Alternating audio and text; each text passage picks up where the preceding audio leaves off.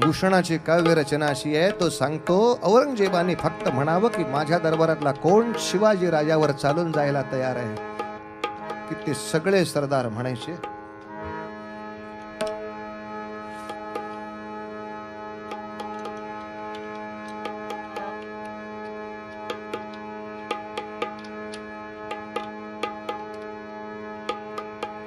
तिचे सुद्धा कान पिळावे लागतायत.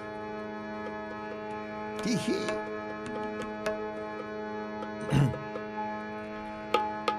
हिंदीचं मराठी असलेलं रूप पहा, काय सुंदर केलंय भूषणाने. समोरच्या सरदारांनी बोलायला सुरुवात केली. औरंगजेब बादशाह, जाऊ मला या पतीला हराया, सभे माझिया पैज लावोनिया. जाऊ मला या पतीला हराया, सभे माझिया पैज लावोनिया. आसाम वा चीन कोचीन देशी, चढाई करू सिंधू लंघोनिया. आसाम वा चीन कोचीन देशी, चढाई करू सिंधू लंघोनिया. जाऊ मला या पतीला हराया. देशांची नावं आपल्याला समजत असतील असं समजतो मी. मलाय नावाचा देश आहे, चीन आहे, कोचीन आहे. कुठंही जायला सांग, आम्ही आत्ता जातो रे. जाऊ मला या पतीला हराया, सभे माझिया पैज लावोनिया. आसाम वा चीन कोचीन देशी, चढाई करू सिंधू लंघोनिया. औरंगशाह महानिग्रही, तो पुन्हा सांगती सर्व त्याला परी. औरंगशाह महानिग्रही, तो पुन्हा सांगती सर्व त्याला परी. पाठीव कोठे करूचा करीला, न जावो शिवाजी बलिष्ठावरी. पाठीव कोठे करूचा करीला, न जावो शिवाजी बलिष्ठावरी. काबूल खोकंद किंवा बुखारा, खिवा खान तेथील जिंकू बळे. काबूल खोकंद किंवा बुखारा, खिवा खान तेथील जिंकू बळे. रूमावरी धूम ठोकोनी आम्ही लढायास आता अहो आगळे. रूमावरी धूम ठोकोनी आम्ही लढायास आता अहो. औरंगशाह महानिग्रही, तो पुन्हा सांगती खान त्याला बरी. औरंगशाह महानिग्रही, तो पुन्हा सांगती खान त्याला बरी. मागून भिक्षा भरू पोट आम्ही, न जावू शिवाजी बलिष्ठावरी. मागून भिक्षा भरू पोट आम्ही, न जावू शिवाजी बलिष्ठावरी. जाऊ मला या पतीला हराया, सभे. याला काव्य म्हणतात. पण जेव्हा भूषणाने सुद्धा औरंगजेबाच्या रोषाला न बळी पडता निघून जायचा बेत केला होता, शिवाजी राजाकडे मी पण जातो म्हणा, तो औरंगजेब बादशाह सहज विचारायचा, अरे भूषणा, माझा दरबार सोडून जाशील कुठे? कारण एका बाजूला काबूलचं टोक, दुसऱ्या बाजूला कलकत्त्याचं टोक आणि तिसऱ्या बाजूला कर्नाटकाचं टोक, इतकं मोठं साम्राज्य माझं उभं आहे, मला सोडून जाशील कुठे? तेव्हा भूषणाने सुद्धा उपमा दिली आहे, ती फार सुंदर दिली आहे. भुंगा हा कुठल्याही झाडावर बसू शकतो किंवा कुठलंही लाकूड पोखरू शकतो, पण त्याला चाफ्याचा वास सहन नाही करता येत. तो भुंगा चाफ्याच्या झाडावर जात नाही, चाफ्याच्या वाटेला जात नाही. ती उपमा भूषणाने शिवाजी राजासाठी दिली आहे. आणि तो औरंगजेबाला तेव्हा सांगत होता, औरंग हा भृंग, म्हणजे औरंगजेबा भुंगा आहे. औरंग हा भृंग सर्वत्र बैसे, पण बसे ना जिजापुत्र चाफ्यावरी. जिजाबाईंचा पुत्र जो भारतामध्ये शिवाजी नावाचा आहे, ते चाफ्याचं झाड आहे रे बाळा, तुला नाही इथे बसता येण्याचं सगळं, बाकी ठिकाणी बस कुठं जमेल तिकडे. आणि शेवटी कोणीच तयार नाही म्हणून आपल्या मामालाच तयार करावा लागला. मामा काय कामाचा. आणि त्यावेळेला अनायासे शाहिस्तेखान इकडंच होता महाराष्ट्रामध्ये. मामासाहेबांना आज्ञा सुटली, शिवाजीराजावर छळ करून जायचं आहे. मामासाहेबांनी चौकशी केली, शिवाजीचे एकूण सगळे म्हणून सैन्य किती आहे? 15,000. हो का, तुम्हाला किती पाठवू? त्यांनी आकडा पाठवला 77,000. यांची गणितच काहीतरी वेगळी आहेत. 77,000 फौज पाहिजे तुला कोणासाठी 15,000 लढायला? मुझे लगता है कि मुझे लगेगा, मुझे लगता है कि मुझे इतनी आवश्यकता है.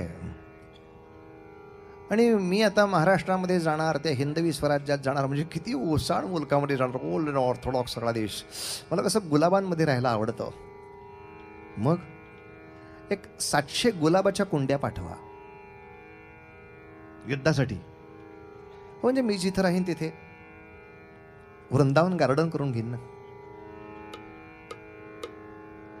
आता औरंगजेबाला नाही पण म्हणता येईन, हे मामाला उगा डोक्यावर बसवलंय आपण. 100 उंट गुलाबाची झाडं वाहण्यासाठी.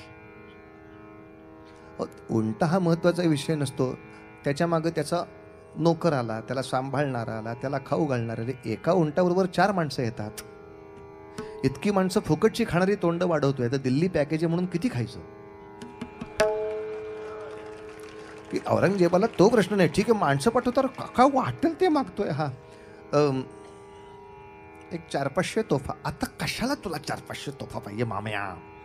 अरे ते राज्य केवढं आहे लेखा, 3 जिल्हे फक्त आहेत राज्याचे.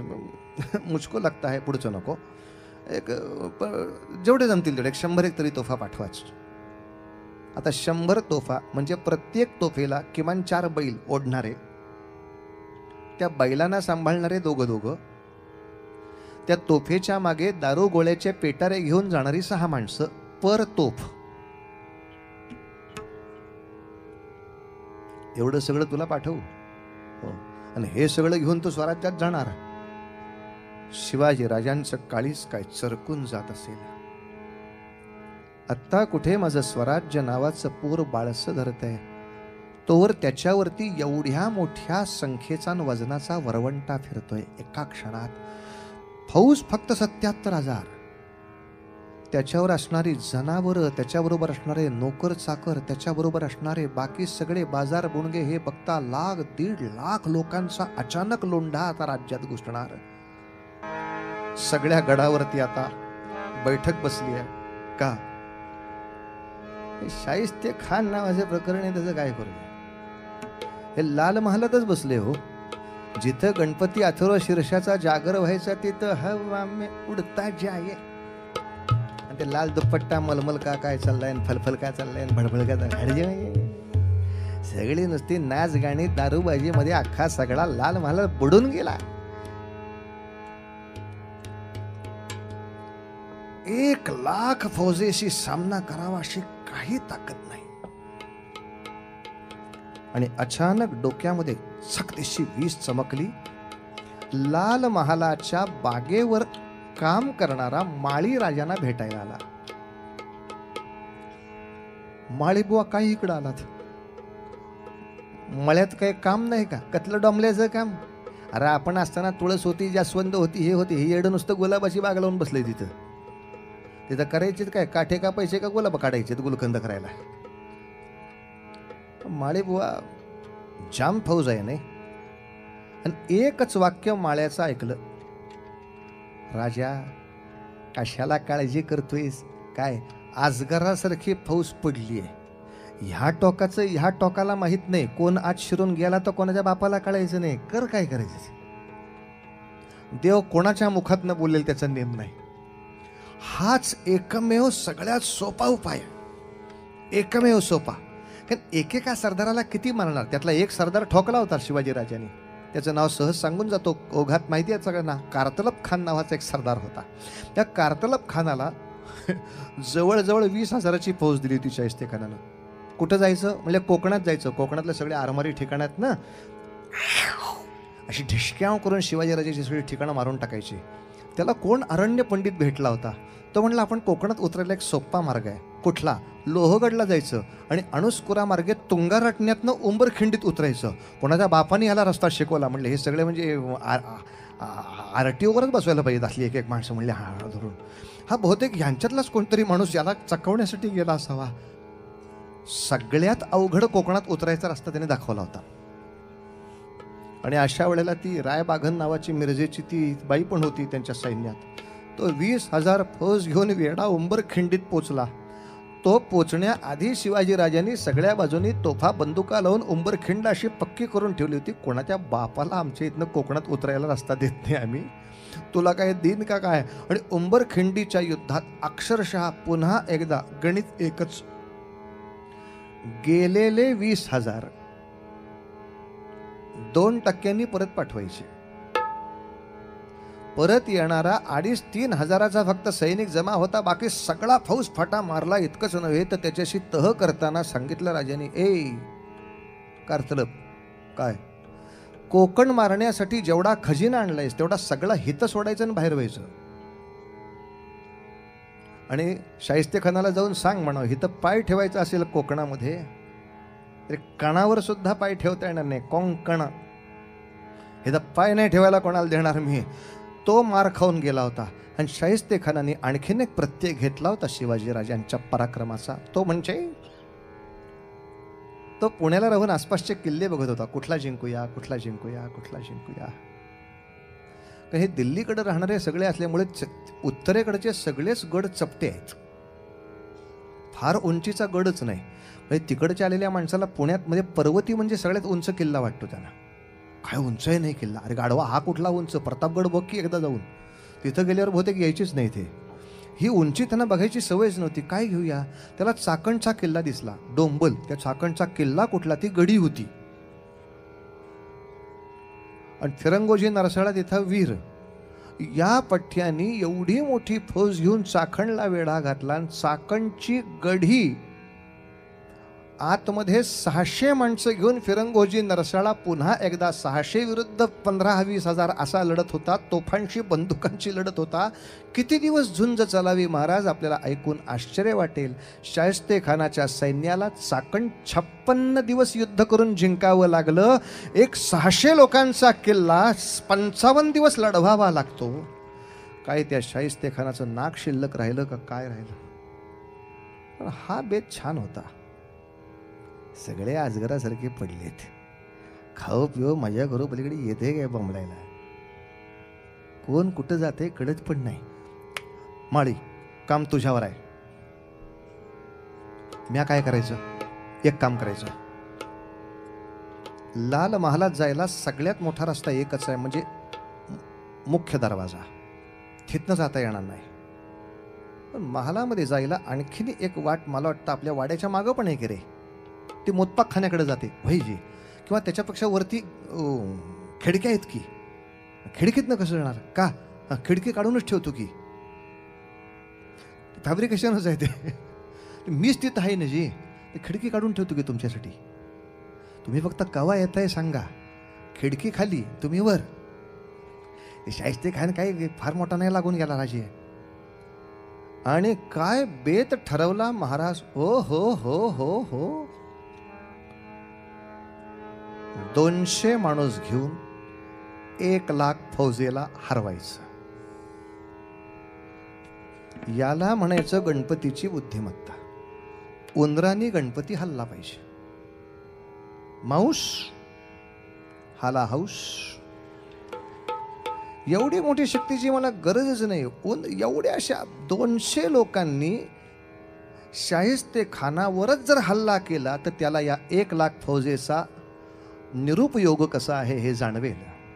की एवढे असून करायचं आहे काय. माझ्या दाढीपर्यंत माणसं पोचतायत म्हटल्यावर यांचा काही उपयोग आहे का. मामाच्या अंगात काही फारसं धाडस नाही, तो सगळा घरी जाणार. पण यासाठी लाल महालात जावं कसं. 3 रस्ते. चला, बाबाजी आणि सोमाजी दोघं मित्र बोलवले. तुमच्या घरात कोणाचं लग्न आहे का. म्हणजे आताच लग्न. लग्नाचा मुहूर्त अष्टमीचा घ्या. का हो, अष्टमीचं लग्न. मग असं करा, नवमीलाच घ्या. रामनवमीला लग्न करायचं. नवमीचा घ्या. मी काय सांगितलं, नवमी नको, अष्टमीचा मुहूर्त घ्यायचा. घेतला. मिरवणूक काढायची, लाल महालाकडनं परवानगी घ्यायची जी.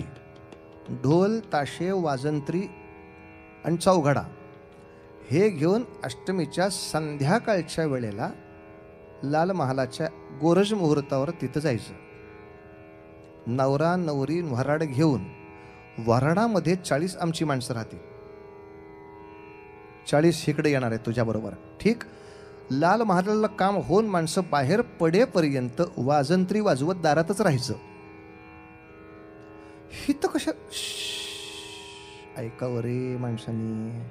काय तिथंच तांबडी जोगेश्वरी आहे, तिथंच कसबा गणपती आहे, सगळ्यांना वेगवेगळं कशाला जायचं. म्हणून सगळ्यांची अवतानं दारातच करायची आणि ती लाल महालाच्याच दारात करायची.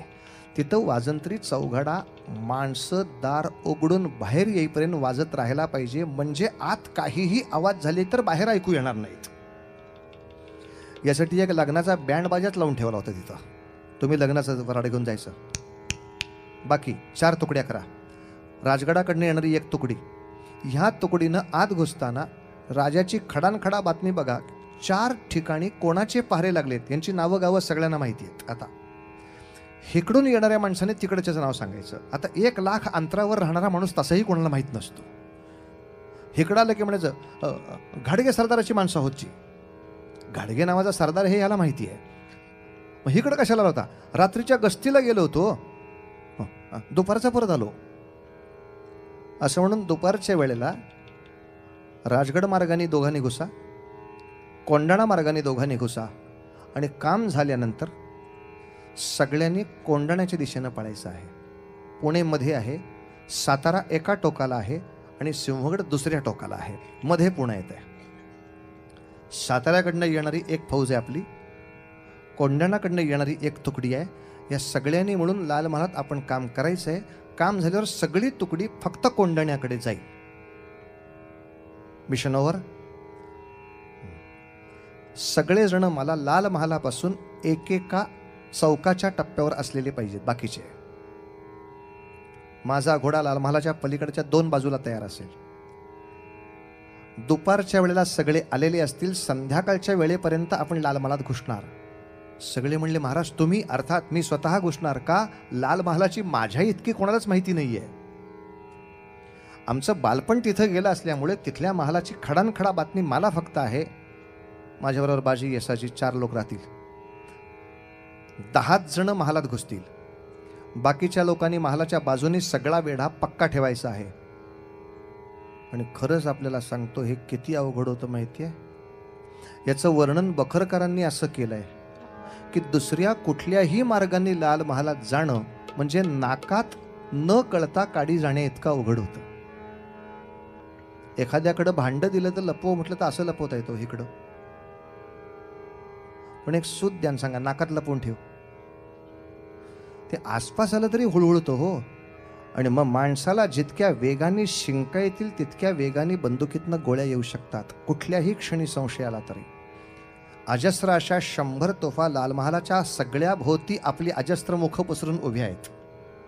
1 लाख फौजेला गोंगारा देऊन 200 लोकांनी सुटायचंय. चलो चलो चलो चलो.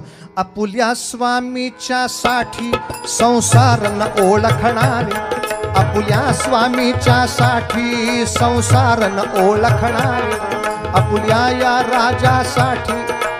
वाद्य जरा बघा बेसूर होत आहेत, लक्ष द्या सुरांकडे. आपुल्या या राजासाठी जीवित तृणवत होणारे, आपुल्या या राजासाठी जीवित तृणवत गणणारे.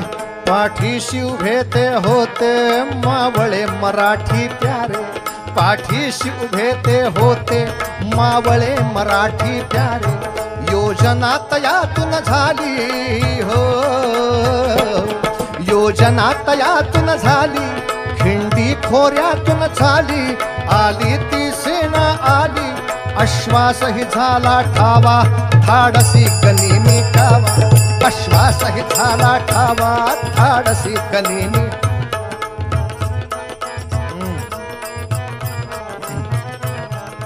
बरोबर 6 ते 6:30च्या सुमाराला वरात बरोबर लाल महालापाशी आली. सनई वाजती आहे, चौघडा वाजतोय. आतल्या लोकांनी बोंबलायला सुरुवात केली, ये यहाँ क्यों बज रहा है? जोगेश्वरी को अवतान हो रहा है, गणेश जी को आमंत्रण हो रहा है. वहां जाओ, वहां जाने का रास्ता है कहाँ? पहारे लगे हुए हैं. आम्हाला फक्त हायवे हा दिलाय तुम्ही सँक्शन करून. म्हणून लाल महालापाशी ज्यांची वाजंत्री सुरू. वऱ्हाडी म्हणून शिरलेले राजे बरोबर वळसा घेऊन महालाच्या मागच्या दिशेला गेले. माळी बुवा म्हणले, राजे एक अडचण झाली आहे. ज्या दिंड्या आपल्याकडे उघड्या होत्या, आता ह्याने बाया माणसं एवढी आणलीत, त्यांना सुरक्षा होण्यासाठी कित्येक दिंड्या बुजवल्यात आतमध्ये. तिथं भिंती घातल्या गेल्या त्या. आता कुठल्या दिंडीला किती भिंती ते बाहेरनं कळत नाहीये.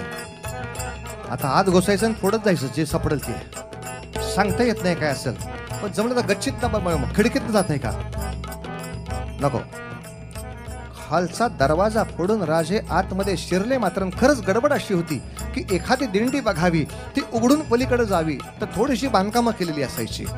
तिथल्या विटा बाजूला करायला लागायच्या, माती बाजूला करायला लागायची. पुढे गेले, अरे इथं तर महाल होता ज्ञान्या. हो, तिथं नेमका मुतपकखाना केला होता.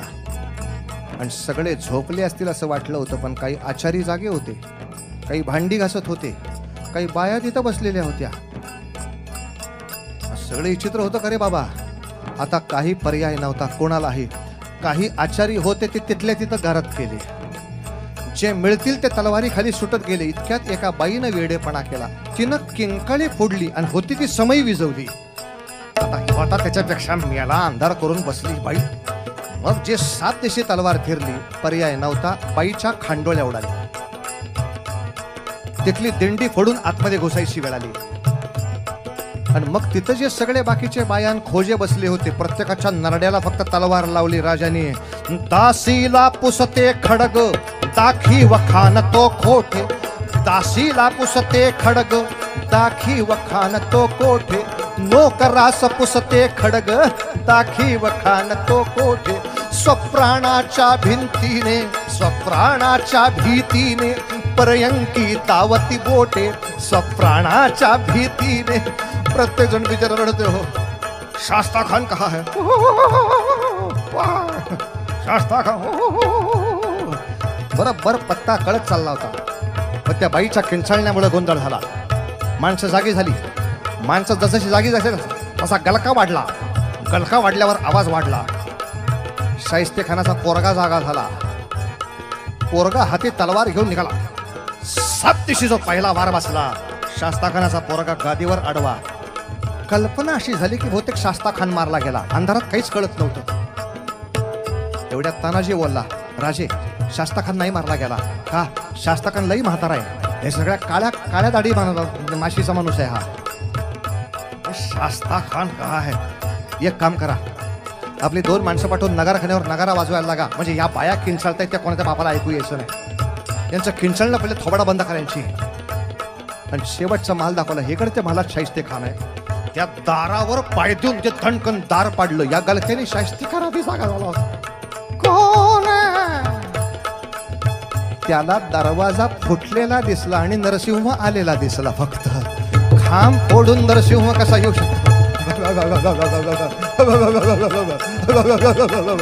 तिथनं उलटा जो पळत सुटला तो नेमका राणी वशात गेला.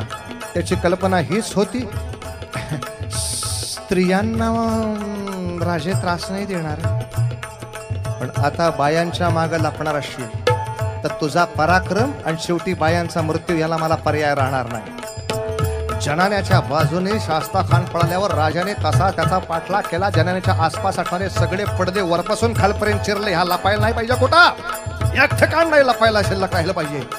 आपण जनान्यात लपू शकत नाही, आपण बायकात लपू शकत नाही, आपण खोल्यात लपू शकत नाही. शेवटी वरच्या मधल्यावरनं खालती उडी मारतो, तळघरात तरी लपून बसतो. म्हणून जी उडी मारली त्या तिथं मनगट दिसलं फक्त. उसळले खडग भूपाचे,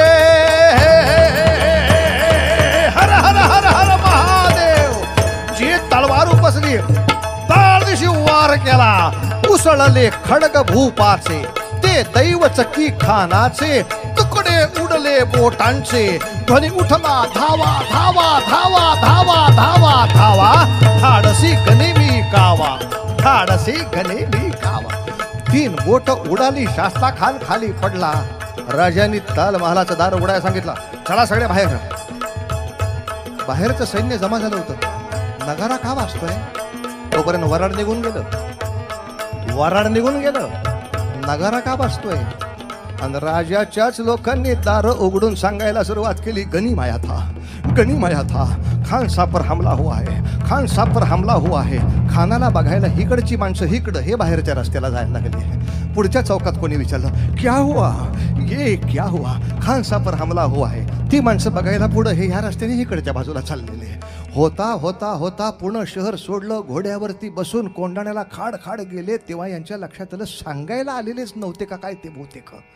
वो कहाँ भाग सकता है, वो कहाँ भाग सकता है. आणि अचानक त्याचा सेनापती ओरडला, ये देखो जा रहा है कनीम हरामजादा. आणि दात ओठ खाऊन सगळ्या सैन्याने घोडे काढले. खदडक खदडक खदडक खदडक खदडक खदडक खदडक खदडक सगळं घोडदळ आलं. अख्खा घाट चढून घोडदळ आलं. आणि तो सेनापती समोर डोळे विस्फारून बघत होता. ठहरो का, अरे हे तर माणसंच नाही आहेत. मग 100 बैल पळत होते आणि त्या बैलांच्या शिंगाला मशाली बांधलेल्या होत्या. दिसताना मशाली पळताना दिसल्या. आणि सेनापतीला कळलं पुढचं पळतंय तेही बैलच आणि मागचं पळतंय. मला तरी अक्कल पाहिजे होती की असा घातपात करून जो पळणार आहे तो दिवे लावून पळल का कुठं, मी जातोय सांगायला बॉम्बला. पण ती अक्कल येण्यासाठी टाळकं फुटून घ्यावं लागलं ना. काय मौज आहे. शिवाजी राजांच्या पराक्रमामध्ये माणसंच काय जनावरं सुद्धा सामील आहे. तो हे 100 बैल सुद्धा एक सैनिकच म्हणायला पाहिजेत की हो त्यांच्या सैन्यातले, ज्याने असा शत्रूला गोंगारा दिला, असा शत्रूला गोंगारा दिला. वा रे वा. काही लोकांना शिवाजी राजांपेक्षा बैलांचीच काळजी जास्त आहे. काही माणसं म्हणले मग पुढं त्या बैलांचं काय झालं हो. बैलांचं काय होणार, बैलांचं काहीच काळजी करायची नसते. कारण शेतकऱ्यांनी एकदा सांगितलं की हितपासून हितपर्यंत जायचं, ते गेले की आपापल्या घरी निघून यायचं, की बैल आपोआप घरी येतात, आम्हाला आणावं लागतं. बैलांची काळजी नसते करायची. बैल त्यांच्या आपापल्या मालका घरी निघून गेले, काही राहिलं नाही. पण शास्ता खानाला इतका चरका बसला, 1 लाख फौज माझ्या शेजारी असून काही उपयोग आहे का. माझ्या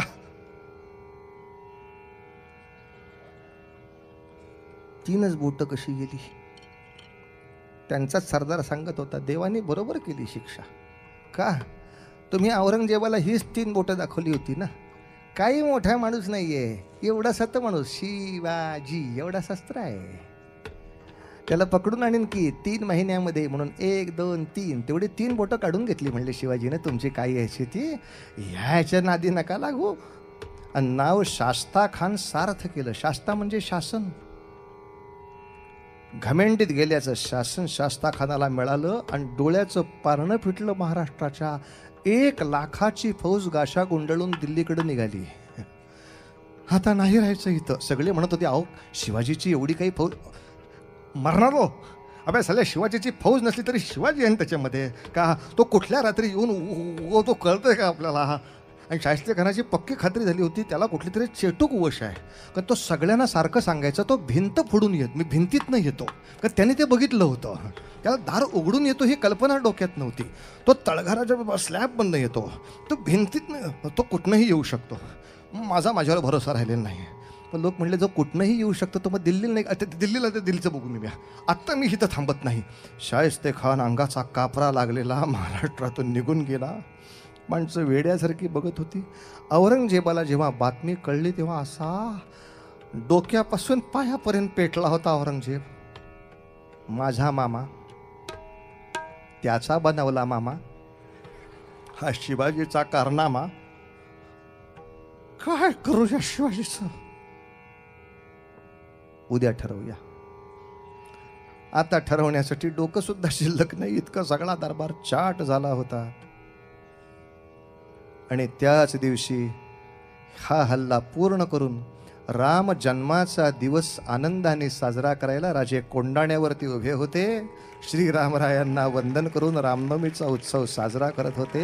रामराया, शत्रूच्या मुलखात जाऊन तुम्ही जो पराक्रम दाखवलात, लंकेत घुसून रावणाला चरब लावायची. रावण येऊ दे ना एकदा इकडे, मग बघूया ना आपण त्याचं काय करायचं ते. काय डोंबल बघणार मेल्या तू. रावणाच्या लंकेत घुसून त्याचं नाक जाळायची जी ताकद तुम्ही दाखवलीत रामप्रभो, आम्हालाही तुमच्यासारखं काहीतरी जमवायचा आम्ही प्रयत्न केला. यश भगवंताने दिलं असं म्हणत राहायचं. आणि यासाठी पुन्हा एकदा मासाहेबांच्या पुढे नम्र झालेले स्वतः शिवाजीराजे आई साहेबांना सांगतायत, आई तुझ्या आशीर्वादानं इतक्या सगळ्या संकटातून सुखरूप बाहेर पडतोय. हाच तुझा वरदहस्त कायमचा आमच्या मस्तकी असू दे आई, कायमचा आमच्या मस्तकी असू